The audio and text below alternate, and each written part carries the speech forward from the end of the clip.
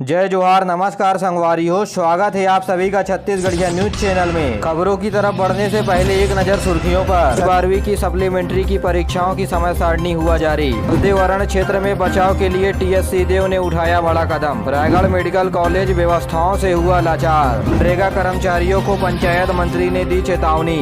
आइए जानते हैं अब खबर विस्तार से। कोरिया जिले के गुरु घासीदास राष्ट्रीय उद्यान में एक बाघ की मौत हो गई है। रामगढ़ परिक्षेत्र के सलगवा खुर्द में बाघ का शव मिलने के बाद पहुंचे उद्यान के संचालक रामाकृष्णन ने बताया कि संबंधित लोगों से पूछताछ की जा रही है। आपको बता दें कि यह टाइगर 8 साल का था। सस्पेक्टेड पॉइजनिंग केस माना जा रहा है और बाघ से जुड़ी हुई सभी सैंपलों को अब रायपुर फॉरेंसिक लैब में भेजा जाएगा, जिसके बाद शेर की मौत की असली वजह सामने आएगी। गौरतलब है कि गुरु घासीदास राष्ट्रीय उद्यान टाइगर रिजर्व के रूप में जाना जाता है। इसी तरह प्रदेश के कुछ अन्य इलाकों में भी वन्य प्राणियों की मौत हुई है। ऐसे में वन विभाग की ओर से जांच के लिए कार्यवाही की जा रही है। मामले पर मुख्यमंत्री भूपेश बघेल पलटवार करते हुए कहा कि अगर स्थानीय विधायक और स्वास्थ्य मंत्री टीएस सिंहदेव नहीं चाहेंगे तो वहां से एक पेड़ तो क्या एक डंगाल भी नहीं काटी जाएगी। टीएस सिंहदेव के द्वारा कहे गए बयान में कि मैं पहली गोली खाऊंगा, खदान नहीं खुलने दूंगा। यहाँ गोली चलने से पहले गोली चलाने वालों पर गोली चल जाएगी। इस तरह के बयान बीजेपी की ओर से आ रहे हैं। इस पर पलटवार करते हुए कहा कि खदान का आवंटन का काम केंद्र सरकार का है। बीजेपी को केंद्र सरकार के सामने जाकर प्रदर्शन करना चाहिए। बीजेपी की ओर से यह सवाल उठाना ही गलत है। भाजपा का यह दोहरा चरित्र है। हसदेव के जंगल को काटने से बचाने के लिए आंदोलन करने वाले लोगों को पंचायत एवं ग्रामीण विकास मंत्री टीएस सिंहदेव ने भरोसा दिलाया है कि वह उनके साथ हैं। टीएस सिंहदेव परसाकोल ब्लॉक के पास आंदोलन कर रहे आंदोलनकारियों से मुलाकात की। इस दौरान हरिहरपुर, साले और बासिन का दौरा किए, जहां वे ग्रामीणों से मुलाकात करने के बाद काटे गए जंगलों का निरीक्षण किया। मीडिया से बात करते हुए टीएस सिंहदेव ने आरोप लगाया कि कोल खनन के लिए मापदंडों का पालन नहीं किया जा रहा है। उन्होंने कहा कि कोयला खनन का शुरू करने से पहले जगह जगह गड्ढा किए गए हैं, उन्हें पाटा नहीं किया है अब तक, और न ही इन जगहों पर पौधा लगाया गया है। साथ ही टीएस सिंहदेव ने जिला प्रशासन के ऊपर आरोप लगाया कि मुख्यमंत्री को यहाँ की सही स्थिति नहीं बताए हैं, जिस वजह से मुख्यमंत्री भी भ्रमित हो गए हैं। फिर टीएस सिंहदेव ने कहा कि इसके बारे में कांग्रेस हाईकमान और मुख्यमंत्री भूपेश बघेल को जानकारी देंगे। खबर के मुताबिक उदयपुर क्षेत्र को परसा ब्लॉक कोल फील्ड के लिए दिया गया है और इसके विरोध में पिछले 3 महीनों से आंदोलनकारी हरिहरपुर में आंदोलन कर रहे हैं। स्वास्थ्य मंत्री टीएस सिंहदेव ने गरियाबंद जिले के सुपेबोड़ा में 62 लाख रुपए की लागत से बनने वाले प्राथमिक स्वास्थ्य केंद्र के भवन निर्माण का भूमि पूजन किया। उन्होंने सुपेबोड़ा में चल रहे वैकल्पिक स्वास्थ्य अस्पताल का निरीक्षण करके वहां मिल रहे दवाई और दूसरी सुविधाओं के बारे में जानकारी ली। स्वास्थ्य मंत्री ने सुपेबोड़ा में किडनी से प्रभावित मरीजों की तकलीफों के बारे में सुना। उन्होंने कहा कि जल जीवन मिशन के तहत सुपेबोड़ा में भी शुद्ध पानी की व्यवस्था की जाएगी। राज्य के हेल्थ और वेलनेस सेंटर में अच्छे इलाज की सुविधा लोगों को दिलाने के लिए आज से टेली मेडिसिन सप्ताह मनाया जाएगा। नोडल अधिकारी डॉक्टर सुरेंद्र पामदोई ने बताया, शारीरिक और मानसिक रूप से 13,000 पीड़ित व्यक्तियों का इलाज किया गया। 11 जून तक चलने वाले सेंटरों में सुबह 10 बजे से शाम 5 बजे तक इलाज की सुविधा दी जाएगी। छत्तीसगढ़ माध्यमिक शिक्षा मंडल ने 10वीं 12वीं के पूरक परीक्षाओं के समय सारणी जारी कर दी है। बता दें कि पूरक परीक्षा 4 जुलाई से 12 जुलाई के बीच में होगी। वहीं 12वीं की परीक्षा 4 जुलाई से शुरू होकर 16 जुलाई तक चलेगी। यह परीक्षा सुबह 9 बजे से दोपहर 12:30 बजे तक चलेगी। भारतीय रेलवे ने आईआरसीटीसी और वेब के माध्यम से ऑनलाइन टिकट बुकिंग की अधिकतम सीमा को बढ़ा दिया है। रेलवे मंत्रालय ने बताया कि यूजर आईडी में सामान्य रूप से 6 की जगह अब 12 टिकट 1 महीने में बुक कर सकेंगे, तो वहीं आधार कार्ड से जुड़े हुए आईडी में 12 की जगह अब 24 टिकट 1 महीने के दौरान यात्री बुक कर सकेंगे।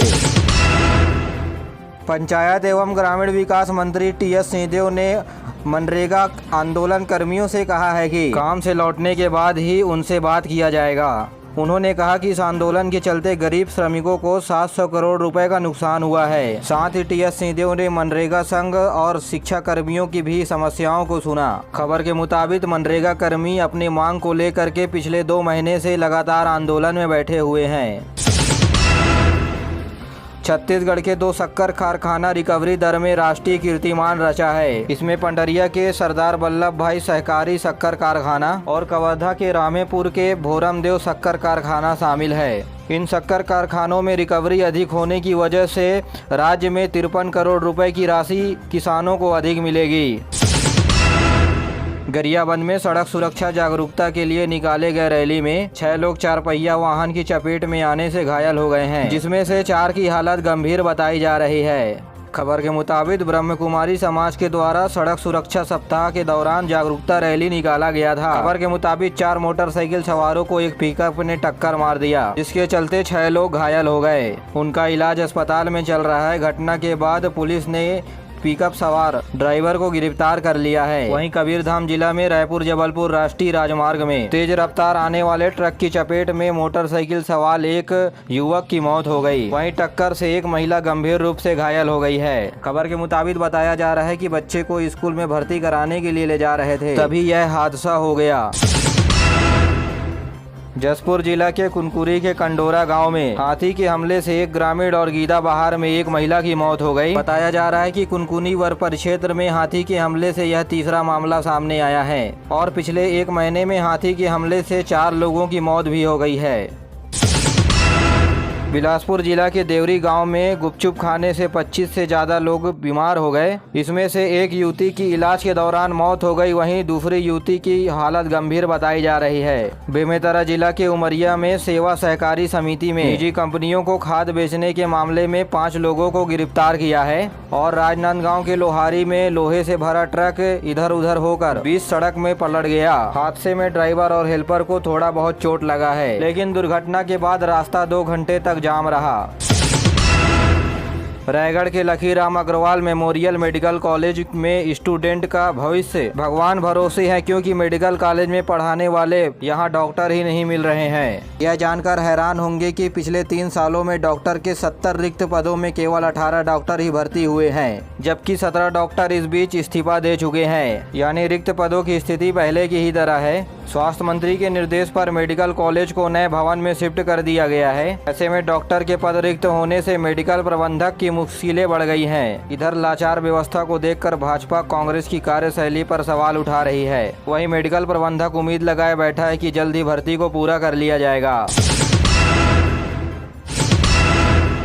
नारायणपुर के छोटे डोंगर में आत्मानंद इंग्लिश मीडियम स्कूल और ITI की स्थापना की जाएगी। यह घोषणा मुख्यमंत्री भूपेश बघेल ने नारायणपुर जिले में भेंट मुलाकात कार्यक्रम के दौरान किया। उन्होंने कहा कि छोटे डोंगर में हलवा समाज 84 परगना गोंडवाना समाज के लिए सामुदायिक स्वास्थ्य केंद्र बनाया जाएगा। वहीं इन क्षेत्रों में संचालित होने वाले शासकीय स्कूलों को उन्नयन करने की भी बात कही। वहीं कोकड़ा झोल समेत 4 जगहों पर धान खरीदी करने की भी बात कही। इसके अलावा नारायणपुर में 50 बिस्तरों वाला मातृ शिशु अस्पताल भी खोला जाएगा। साथ ही उन्होंने तेंदुपत्ता संग्राहकों को नगद भुगतान करने की घोषणा की। मुख्यमंत्री भूपेश बघेल ने 104 देवगुड़ी और 104 घोटुल निर्माण के लिए 18 करोड़ रुपए की लागत से बनने वाले जनजातीय स्थलों का भूमि पूजन किया। इससे पहले पत्रकार वार्ता में मुख्यमंत्री ने जिला वासियों के लिए अलग अलग घोषणा की। उन्होंने कहा कि बीजापुर में जिला एवं सत्र न्यायालय बनाने की पहल की जाएगी। उन्होंने Swami Atmanand English medium school और कैका में उप स्वास्थ्य केंद्र खोलने का ऐलान किया। उन्होंने कहा कि भोपालपट्टनम और निर्मेड़ में मिनी स्टेडियम बनाया जाएगा। प्रवास के दौरान ज्ञान गुरु एजुकेशन सिटी में खेल मैदान, जिला ग्रंथालय और बालिका छात्रावास समेत कई बड़े ऐलान किए। सी मार्ट बनाने तथा इंद्रावती नदी पर रेनिकेड बनाने, कुआं तालाब की गहरीकरण करने की भी बात कही। प्रदेश में जाति निवास पर हिंदी मात्रात्मक त्रुटि को दूर करने के लिए अंग्रेजी में जाति निवास प्रमाण पत्र में नाम लिखने की प्रक्रिया शुरू हो गई है। मुख्यमंत्री भूपेश बघेल ने इस योजना की शुरुआत बीजापुर में मात्रात्मक त्रुटि सुधार कर अंग्रेजी में लिखे हुए जाति निवास प्रमाण पत्र का वितरण करके किया। उन्होंने कहा कि मात्रात्मक त्रुटि होने की वजह से अब कोई भी जाति निवास प्रमाण पत्र प्राप्त करने से नहीं छूटेगा। इस मौके पर मुख्यमंत्री ने प्रधान जनजाति के 3 हितग्राहियों को जाति निवास प्रमाण पत्र प्रदान किया।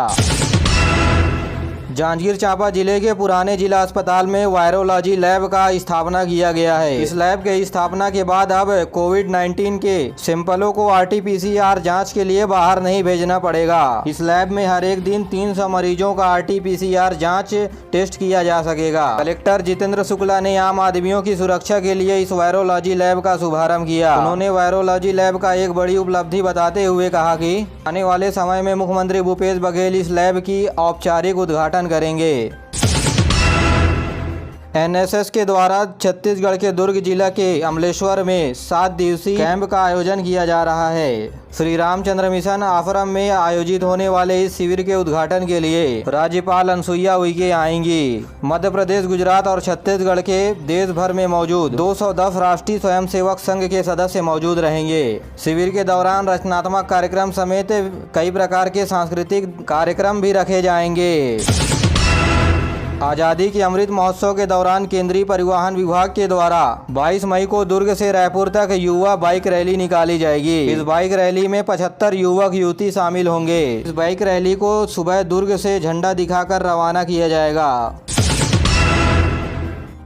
हसदेव अरण्य क्षेत्र में कोयला खनन के लिए दिए जाने वाले आदेश के विरोध में तेज हो गया है। सर्व आदिवासी समाज के बैनर तले प्रदेश के अलग अलग जगहों से आंदोलन की आवाज उठ रहे हैं और इस आंदोलन के विरोध में राष्ट्रीय राजमार्ग 130 में चक्का जाम कर दिए। इस दौरान आंदोलनकारियों ने कोयला ले जाने वाले रेलवे ट्रैक को भी बाधित किया। हालांकि स्थिति को कंट्रोल में करने के लिए शासन ने राष्ट्रीय राजमार्ग में आने जाने वाले मुसाफिरों का रास्ता बदल दिया है। इसके बावजूद भी हजारों प्रदर्शनकारी सड़कों पर डटे रहे। प्रदर्शन का नेतृत्व पूर्व सांसद पोटाई कर रहे हैं और आंदोलनकारियों ने मांग की है कि हसदेव अरण्य क्षेत्र में कोयला खनन के आदेश को निरस्त कर दिया जाए और परसा कोल ब्लॉक में चल रहे खनन को रोका जाए। इन मांगों को पूरा नहीं किया गया तो सर्व आदिवासी समाज ने पूरे प्रदेश भर में उग्र आंदोलन करने की चेतावनी दी है। राजनांदगांव के छुई खदान में हुए पंचायत चुनाव के अध्यक्ष पद के लिए कांग्रेस समर्थित प्रत्याशी पार्थिया महोबिया ने जीत दर्ज की है। पार्थिका ने अपने निकटतम प्रतिद्वंदी भाजपा पार्टी के संजय जैन को 4 वोट से हराया। बता दें कि छुई खदान नगर पंचायत में भाजपा के दीपाली जैन अध्यक्ष चुनी गई थी। बाद में कांग्रेस और भाजपा पार्टी के पार्षदों ने अविश्वास प्रस्ताव पारित हो जाने के बाद पद से हटा दिया गया था। इसके बाद अध्यक्ष पद के लिए यहां दोबारा चुनाव हुआ, जहां पार्थिया महोबिया जीत दर्ज की गई। कोंडागांव जिले में हुए सड़क दुर्घटना में 3 लोगों की मौत हो गई। मिली जानकारी के मुताबिक फरसगांव जुगनी पुल के पास बस ने 2 पहिया वाहन को अपनी चपेट में ले लिया। इस दुर्घटना में 2 पहिया वाहन समान युवक की मौके पर ही मौत हो गई, जहां एक महिला और एक युवती ने इलाज के दौरान अस्पताल में दम तोड़ दिया। वहीं बालोद जिले में तेज रफ्तार कार एक ट्रक से टकरा गई। इस हादसे में एक बच्चे की मौत हो गई और 3 लोग गंभीर रूप से घायल हो गए।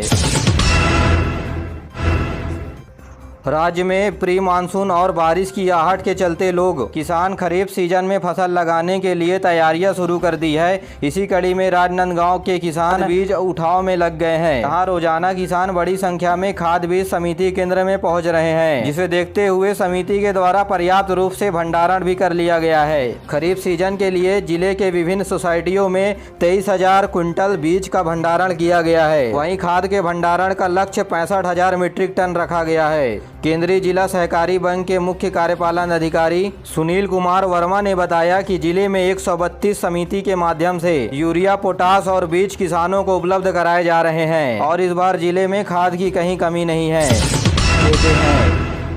साथियों, आज के लिए बस इतना ही। वीडियो पसंद आए तो वीडियो को लाइक करें, चैनल को सब्सक्राइब करें और अपने दोस्तों के साथ जरूर शेयर करिए। दीजिए मुझे इजाज़त, मिलते अगले वीडियो में। तब तक के लिए जय हिंद, जय छत्तीसगढ़।